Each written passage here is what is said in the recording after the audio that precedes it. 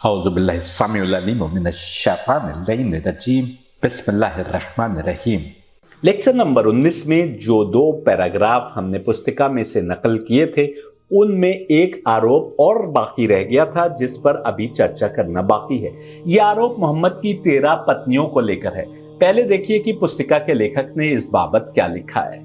वो लिखते हैं, मोहम्मद मानसिक तौर पर ऐसी बीमारी से ग्रस्त थे जो मनुष्य के दिमाग में हार्मोन अधिक मात्रा में बना देती है। यह बीमारी मनुष्य की हड्डियां बड़ी कर देती है, हाथ पैर काफी रूखे हो जाते हैं। इस बीमारी से ग्रस्त लोगों में सेक्स करने की क्षमता और चाहत ज्यादा उत्पन्न हो जाती है। इसी कारण मोहम्मद में सेक्स करने की क्षमता व चाहत मरते दम तक बनी रही। मोहम्मद एक ही रात में अपनी 13 बीवियों के साथ सेक्स करते थे, जबकि वो 50 वर्ष से ऊपर के हो चुके थे। ज्यादा बीवियां होने के कारण उनकी बीवियों को कोई दूसरा हासिल ना कर ले, इसलिए उन्होंने इस्लाम में अल्लाह की तरफ से पर्दे यानी बुर्के का रिवाज शुरू कर दिया और उनकी बीवियां किसी दूसरे के साथ यौन संबंध ना बनाने पाए। इस कारण उन्होंने अपनी बीवियों को इस्लाम के मानने वालों की मां का दर्जा दे दिया, क्योंकि मोहम्मद द्वारा बनाए गए इस्लाम में सिर्फ मां एक ऐसा रिश्ता है जिसके साथ यौन संबंध नहीं बनाए जा सकते। ऐसा पुस्तिका में लिखा।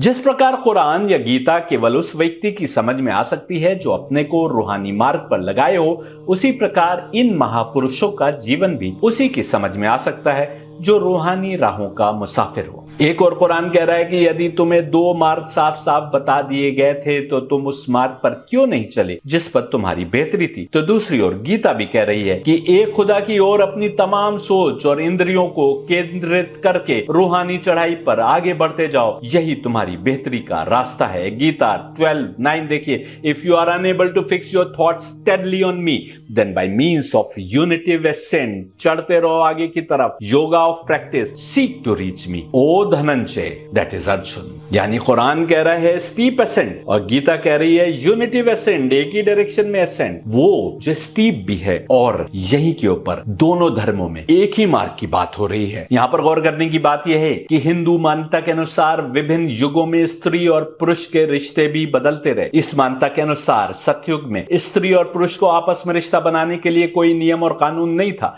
मनुष्य स्वाभाविक रूप से आत्म सुधार और आध्यात्मिक विकास की ओर झुका हुआ था और स्वाभाविक रूप से स्वस्थ, जिम्मेदार और प्रेमपूर्ण तरीके से रिश्ते बनाए जाते थे तथा एक ही समय में एक से ज्यादा लोगों के साथ रिश्ते बनाए जाते थे। ऐसा हिंदू धर्मगुरु कहते हैं। सबके मन में प्रेम था और पाप की मात्रा शून्य थी। हम इसको ऐसे समझाएंगे कि जब अधिकतर लोग सत्य मार्ग पर चलने की कोशिश में थे तो उन्हें गुनाह से रोकने के लिए कानून बताने की क्या जरूरत थी। वहीं त्रेता युग में विवाह का प्रचलन प्रारंभ तो हुआ तो मान्यता के अनुसार एक पुरुष कई स्त्रियों से और एक स्त्री कई पुरुषों से विवाह कर सकती थी। द्वापर युग आने तक एक स्त्री के कई पुरुषों से विवाह करने की प्रथा तो समाप्त हो गई, लेकिन एक पुरुष कई पत्नियां रखता था। यहाँ तक कि कृष्ण की पत्नियों की संख्या हजारों में थी। एक वर्णन के अनुसार 16,108। पुराण में हमें ऐसे वर्णन भी पढ़ने को मिल जाते हैं कि एक बूढ़े ऋषि ने जो अपने पैरों पर चलने में भी असमर्थ था, किसी राजा की 50 पुत्रियों से एक साथ विवाह कर लिया और 50 की 50 पत्नियों के लिए 50 आलीशान महल बनवाए। इस युग में शादी शपथ या प्रतिज्ञा लेने के समान थी। खुदा को साक्षी मानकर या प्रतिज्ञा लेकर शादी हो जाती थी। यानी इस युग में स्त्री और पुरुष का मिलन त्रेता युग से आसान था। इस युग में पाप बढ़ चुका था, इसलिए नारी शोषण, नारी अपमान की बहुत सी बातें उस समय लिखे गए काव्यों आदि में मिल जाएंगी। ऐसी कुछ हिंदू गुरुओं की मानता है। यहाँ पर समझने की बात यह है कि सतयुग के कानून सतयुग के लिए थे और कलयुग के कानून कलयुग के लिए। आप सतयुग के बनाए कानून कलयुग में लागू नहीं कर सकते, भले ही कानून बनाने वाली हस्तियां एक ही हों। कृष्ण की 16,100 या 16,108 पत्नियां थी, लेकिन आज क्या आपको 16 पत्नियां रखने की भी इजाजत मिल सकती है? नहीं, क्योंकि एक युग के कानून दूसरे युग में लागू नहीं हो सकते। इसीलिए कुरान कहता है कि हमने हर जमाने में और हर भाषा बोलने वालों में अवतार भेजे। कृष्ण और बुद्ध यदि द्वापर युग के अवतार थे तो मोहम्मद कलयुग के लिए अवतार है, जिन्होंने कलयुग के लोगों के लिए शरीयत पेश की। प्रश्न ये उठता है कि यदि कृष्ण की 16,100 पत्नियां थी और कृष्ण के समय जैसा महाभारत और पुराण में मिलता है बहुत सारे लोग ऐसे थे जिनकी कई कई पत्नियां थी, तो फिर वो कानून कब आया जब केवल एक पत्नी तक सीमित रहने के लिए हिंदुओं से कहा गया। खुदा की तरफ से वो कानून कब आया? कृष्ण के बाद तो बुद्ध आए और कोई अवतार तो आया नहीं। और कृष्ण के बाद बुद्ध ने कभी भी पत्नियां कितनी हो और कितनी ना हो इस पर बात नहीं की। फिर आपको मानना पड़ेगा कि एक पत्नी तक सीमित रहने का कानून धर्मगुरुओं ने या कानून बनाने वालों ने अपनी इच्छा अनुसार बनाया और किसी डिवाइन अवतार ने इस कानून को पेश नहीं किया। इसके बाद भी अकबर से लेकर महाराजा रंजीत सिंह तक या फिर मंगोलों से लेकर उस्मानी खलीफाओं तक जहां भी पुरुष के पास ताकत और दौलत हुई अधिक पत्नियां रखने की ओर वो आगे चल दिया। भारत जैसे देश में जहां अधिकतर एक ही पत्नी तक सीमित रहने पर पाबंदी है, वहां भी ताकत और दौलत रखने वाले शादी तो एक ही करते दिखाई देते हैं, पर अनेक हैं जो विवाह के बंधन के बाहर रिश्तों में डूबे दिखाई देते हैं। कुछ नहीं बन पाता तो थाईलैंड जैसे किसी देश की यात्रा ही कराते हैं। ये शायद मनुष्य की प्रवृत्ति है जिससे वही पीछा छुटा सकता है जो आध्यात्म के रास्ते पर अपने को लगा दे। यही कारण है कि इस्लाम ने विवाह की संख्या बढ़ाई नहीं बल्कि घटाई, लेकिन एक तक सीमित नहीं किया। न ही इस्लाम ने सेक्स को कोई टैबू समझा और न ही उसको निषेध किया, बल्कि सेक्स को विनियमित करके इस प्रवृत्ति को भी इज्जत दी। सेक्सुअल रिश्ता भी बनाओ तो खुदा से करीब होने की नियत के साथ। सेक्स पर पाबंदी इसलिए नहीं लगाई जा सकती थी क्योंकि जो दिव्य आत्माएं, जो नूरानी रूहें मानव प्रकृति बनाने की जिम्मेदार थीं, वही तो कानून बना रही थी। फिर वो ह्यूमन नेचर के खिलाफ जाकर कानून क्यों बनाती जो उन्हीं का बनाया हुआ ह्यूमन नेचर है। इस्लाम ने शादी के बंधन से जुड़ी किसी महिला के अतिरिक्त किसी दूसरी महिला की ओर आंख उठाने तक पर पाबंदी लगा दी। औरत को बुर्का पहनाकर इस्लाम ने घर की चारदीवारी में नहीं बिठाया, बल्कि ऐसा करके मुसलमानों में से मेल शोविनिस्टिक सोच रखने वालों ने महिलाओं को ज्ञान अर्जित करने और समाज में बराबरी का रोल अदा करने से दूर कर दिया। अन्यथा अवतार मोहम्मद की पत्नियां या पुत्री तो घोड़े या ऊंट पर सवारी भी करती थी और पब्लिक के बीच व्याख्यान या भाषण भी देती थी। खदीजा स्वयं बड़ी व्यापारी थी। इस्लाम ने पर्दा औरत और मर्द दोनों के लिए बनाया है, लेकिन मर्दों ने पर्दा केवल औरत तक सीमित कर दिया। यदि औरतें अपना अंग प्रदर्शन नहीं कर सकती तो मर्द भी नहीं कर सकते। हाँ, औरतों को कुछ अधिक अंग छिपाने को कहा गया है, ये आवश्यक था, इससे तो कोई भी इनकार नहीं करेगा। कपड़े हों और ऐसे हों कि छिपाने वाले अंग प्रदर्शित हो रहे हों तो ये भी जायज नहीं। मर्द को नामहरम औरत की ओर आंख उठाकर देखने को भी मना कर दिया गया। तो फिर तुम उससे रिश्ता कैसे बना सकते हो? यदि एक बार नजर पड़ जाए तो दूसरी नजर डालने की भी मनाही है। इस बंधन में तो मर्द को बांधा गया है, ना कि औरत को। यदि मर्द या औरतों में से कोई वो जिम्मेदारी पूरी ना करे जो उसे सौंपी गई है, तो इसमें इस्लाम या मोहम्मद की शिक्षा का कोई दोष तो नहीं है। राम की जिंदगी एक उदाहरण देखते हैं जो मर्यादाओं और उसूलों का पालन करने के लिए जाने जाते हैं। उनकी जिंदगी हम देखें तो वो मर्यादाओं और उसूलों के लिए हर समय कुर्बानी देते नजर आते हैं, यहां तक कि अपने आराम की कुर्बानी, अपनी पत्नी से जो रिश्ता हो सकता था उसकी कुर्बानी, तमाम तरह की कुर्बानी राम ने दी तो केवल मर्यादाओं के पालन की खातिर, उसूलों की खातिर, सच्चाई के मार्ग पर चलने की खातिर। वो अपने सुकून और खुशियों को त्याग करने के लिए तैयार थे हर लम्हे, लेकिन उसूलों पर आंच नहीं आने देते थे। चेस्टिटी यानी पाक दामनी यदि रिश्तों में है तो मर्यादा या उसूल ये है कि सीता पर एक लाछन सही, एक इल्जाम सही, लेकिन पति पत्नी के रिश्ते की पाकीज़गी की अहमियत को बताना ज्यादा आवश्यक समझा, बहुत जरूरी समझा। बहुत आसान था राम के लिए कि एक गरीब धोबी के इल्जाम को अनदेखा कर देते। आज के शासक होते तो रात के अंधेरे में धोबी गायब करा दिया जाता या अनजाने तरीके से उसकी मौत हो जाती। लोभ से या डराकर उसकी आवाज को खामोश किया जा सकता था, लेकिन राम ने ऐसा नहीं किया। एक चाहने वाली पत्नी जो राम के बच्चों को गर्भ में पाल रही थी और ये जानते हुए कि वो पाक दामन थी, उस धोबी के इल्जाम के कारण उसको अग्नि परीक्षा से गुजारा। इस धोबी की स्वयं की पत्नी कुछ समय तक गायब रही थी, जिसके फलस्वरूप उसने अवतार राम की पत्नी पर भी आरोप लगाने की कोशिश की थी। खुदा की ओर से आए अवतार से उम्मीद नहीं की जा सकती कि वो एक छोटा सा मैसेज ऐसा जाने दे कि जो हक और इंसाफ और मर्यादाओं के खिलाफ हो। राम ये जानते थे कि वो हक पर हैं। ये जानते थे कि उनकी सौतेली मां ने साजिश के तहत उन्हें वनवास में भेजना चाहा। राम के पिता भी जान रहे थे कि राम उनके सच्चे उत्तराधिकारी हैं। राम चाहते तो वनवास को जाते ही नहीं, पिता के सामने खड़े हो जाते। लेकिन पिता से या भाई से लड़ना पसंद नहीं किया, बल्कि अपनी राहत और आराम की कुर्बानी देते हुए जंगल की राह ली। वो बहादुर योद्धा जिसने रावण की लंका को जलाकर राख कर दिया, वो अपने पिता के एक हुक्म के आगे सिर झुकाए नजर आता है। हालांकि वो अच्छी तरह से जान रहे थे कि वही राज सिंहासन के असली वारिस हैं, पर राज सिंहासन राम के लिए कोई मायने नहीं रखता था, क्योंकि वो हक के परस्तार थे। कुर्सी या दुनियावी ताकत और राहतों को त्याग दिया अपने उसूलों की खातिर। आज हम उन्हीं राम का नाम लेकर कैसे दुनिया की हवस की पूर्ति करने में लगे हैं। इसमें क्या राम या उनकी शिक्षा का कोई दोष है? नहीं। जिस प्रकार राम जान रहे थे कि राज सिंहासन पर हक है, लेकिन उसके बावजूद वनवास में जाना पसंद किया, उसी प्रकार राम ये भी जान रहे थे कि उनकी पत्नी पाक दामन है, फिर भी उसको अग्नि परीक्षा से गुजरने को कहा। वो एक ऐसा मैसेज नहीं देना चाहते थे समाज को कि राम ने एक धोबी के लाछन को नजरअंदाज कर दिया। ये है असली राम राज्य, जिसमें समाज के सबसे कमजोर वर्ग की भी आवाज का इतना महत्व था कि उस समय के राजा ने अपनी खुशियों को त्याग दिया। यही रिश्तों की पाकदामनी हमें और भी देखने को मिलती है। लक्ष्मण जो राम और उनकी पत्नी के साथ साथ वनवास पर गए, जब रावण सीता हरण करके ले गया तो लक्ष्मण कहते हैं कि मैं उनको कैसे पहचानूंगा, जबकि मैंने आज तक अपनी भाभी की शक्ल भी नहीं देखी और मेरी नजर आज तक भाभी के चरणों से ऊपर नहीं गई। याद रहे कि जंगल में कई वर्षों से राम, लक्ष्मण और सीता साथ साथ विचर रहे थे जब लक्ष्मण ने ऐसा कहा। क्या ये हमें इस्लाम के कानून की याद नहीं दिलाता कि किसी नामहरम पर निगाह डालना गलत है? लक्ष्मण ने अपनी आंखों को ऐसे झुकाए रखा कि एक निगाह भी भाभी के चेहरे पर नहीं पड़ी। क्या ये रिश्तों की पाकदामनी नहीं दर्शाता? हमें समझना पड़ेगा कि मर्यादाओं का पालन इस लेवल पर था उस घराने में कि देवर और भाभी तक एक दूसरे की ओर नहीं देखते थे।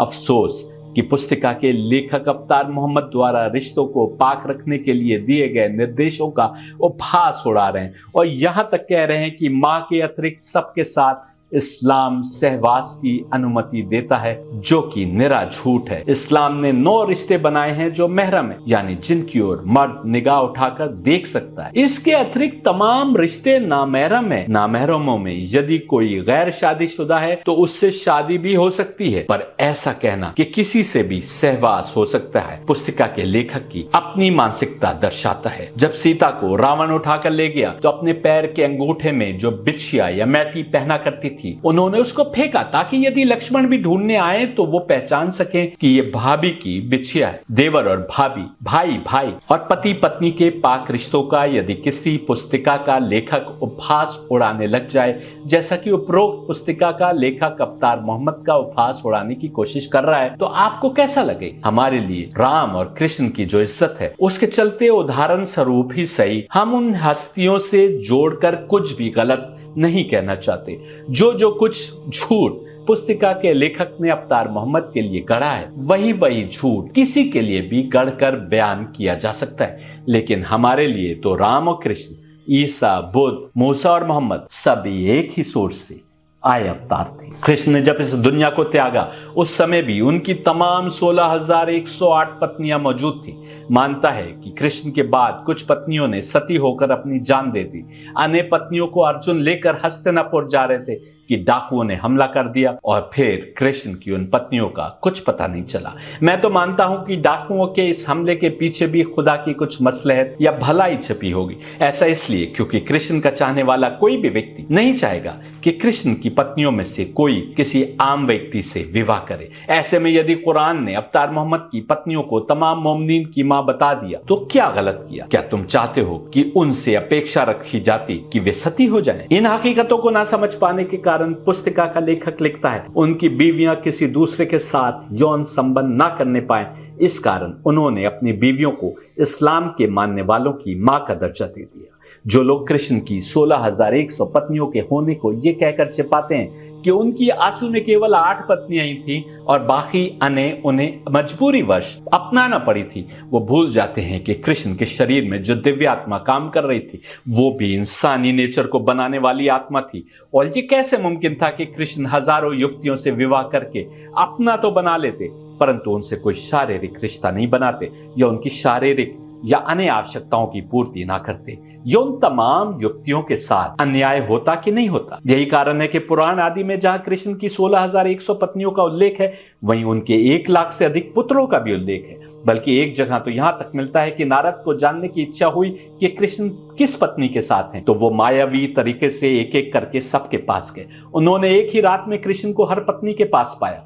ये चमत्कार था जो कृष्ण दिखाना चाहते थे, ताकि अंतिम जमाने तक का मनुष्य जान ले कि रसूल यानी अवतार के शरीर में जो भी दिव्यात्मा काम कर रही है, वो तमाम मानवता के क्रिएशन की जिम्मेदार है, और उसको अपना जैसा समझने की गलती ना करना। यदि करोगे तो या तो उससे जुड़ी बातों को झुठला दोगे, या फिर ऐसी ही बेबुनियाद बातें बनाने लग जाओगे कि अमुक बीमारी के कारण हार्मोन अधिक बन रहे थे, या सेक्स की क्षमता अधिक पैदा हो गई थी। सारे हिंदू यदि शिव और शक्ति के नाम पर शादी करते हैं और शिव का मनुष्य के क्रिएशन में कोई रोल मानते हैं, और फिर यदि मानव शरीर में शिव अवतरित हो, तो फिर क्या उनको अपने जैसा समझने की गलती करोगे?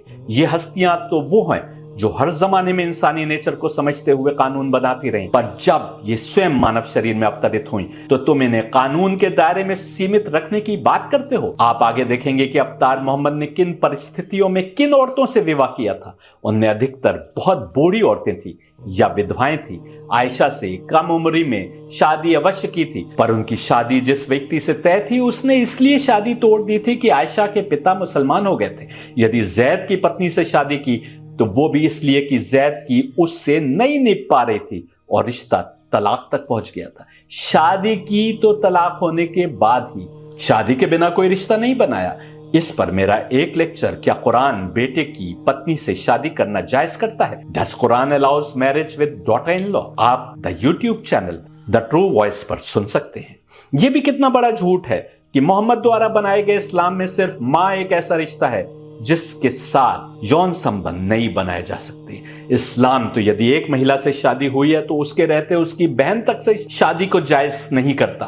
अनेक रिश्ते हैं जिनसे किसी भी हालत में शादी नहीं की जा सकती। इसमें बहन, बेटी, पोती, मां, दादी, मौसी, फूफी, भांजी, भतीजी आदि तमाम खूनी रिश्ते हैं। हाँ, ये अवश्य है कि हिंदुओं से विपरीत इस्लाम ने कजन से शादी की इजाजत दी है। हालांकि हिंदुओं में भी कुछ गुट ऐसे हैं जहां कजन से शादी होती है, ऐसे भी गुट हैं जहां बहन की पुत्री पर पहला हक मामा का होता है, और यदि मामा शादी नहीं करता तब कहीं और शादी होती है। लेकिन वहां रीति रिवाज या प्रथा के नाम पर लोग आलोचना नहीं करते, जबकि इस्लाम से दुश्मनी में यही लोग उसके बनाए हर कानून की आलोचना करने लग जाते हैं, भले ही वो कानून मानव हित में ही क्यों ना हो। बड़े दिन पहले की बात है, मशहूर मैगजीन इंडिया टुडे में एक लेख छपा था जिसमें अनेक युवक और युवतियों से बातचीत के आधार पर यह दिखाने की कोशिश की गई थी कि अधिकांश नौजवान युवकों और युवतियों का पहला यौन संबंध कजन से बनता है, क्योंकि ये वो रिश्ता है जो कुछ दूरी का तो है पर करीबी होने के कारण कजन को घर के अंदर तक ले आता है। इस्लाम ने इसको समझते हुए कजन को नामहरम करार दिया और उससे शादी जायज कर दी। यहाँ पर यह समझना आवश्यक है कि खुदा के नाम पर किसी से भी जायज रिश्ता बनाना शादी, अन्यथा इससे बाहर यदि कोई रिश्ता बनाना चाहे तो कौन रोक सकता है? यदि कोई रोकेगा तो सिर्फ धर्म या नैतिक मूल्य। जो व्यक्ति भी अपनी अकल से सृष्टि के एक खुदा को मानता है और मोहम्मद को उसका रसूल और अवतार मानता है, वही तो मोहम्मद के बताए कानून पर चलेगा। जब अल्लाह को सारी सृष्टि का खालिक यानी रचयिता मान लिया और अपनी अकल से मोहम्मद को उसकी ओर का रसूल यानी अवतार मान लिया, तब यदि तुम उसकी कुदरत और ताकत के घेरे से निकल सकते हो तब जो चाहे करो, अन्यथा तुम्हारे लिए वही बेहतर है कि जैसा जीवन व्यतीत करने को कहा जा रहा है वही करो, क्योंकि उसी में तुम्हारी भलाई है।